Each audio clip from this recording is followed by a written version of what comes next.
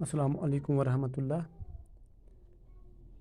میں Abdulhamid Butt, teacher government U P S Bandi, 7th Urdu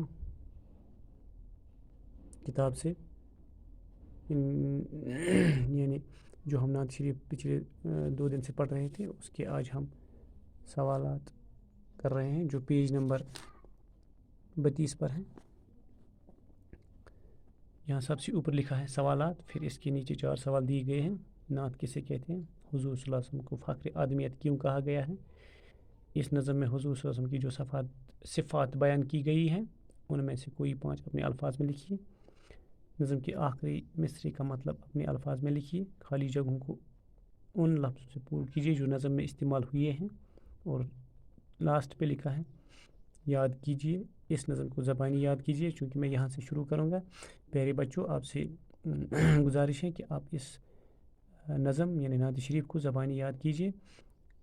تو جہاں تک ان سوالات کا تعلق ہے وہ میں نے یہاں پہ لکھے ہوئے ہیں ان کے جوابات، چونکہ میں صرف 1-2 سوالات یہاں پہ پڑھوں گا اور باقی جو اس کے سوالات ہیں ان کا میں فوٹو اپلوڈ کروں گا اسکول کے گروپ میں، تو جہاں سے آپ اس کو اٹھا ان سوالات کو اپنی کاپی میں تحریر کر سکتے ہو یہاں سے اتار کے۔ تو پہلا سوال ہے نعت شریف کسے کہتے ہیں؟ نعت شریف یا نعت کسے کہتے ہیں؟ جس نظم میں حضرت محمد صلی اللہ علیہ وسلم کی تعریف کی گئی ہو وہ نعت کہلاتی ہے۔ کیونکہ میں نے پہلے بھی آپ کو یہ بتایا تھا، یعنی زبانی طور 2-3 بار جب ہم پڑھ رہے تھے کہ نعت کسے کہتے ہیں۔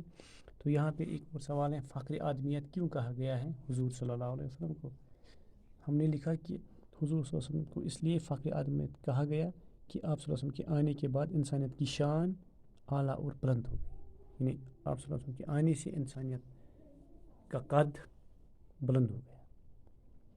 تو ایک اور سوال ہے اس میں جو خالی جگہوں کا ہے، وہ کتاب میں ہی میں نے حل کیا، اس لیے میں یہاں سے اس کو پڑھوں گا۔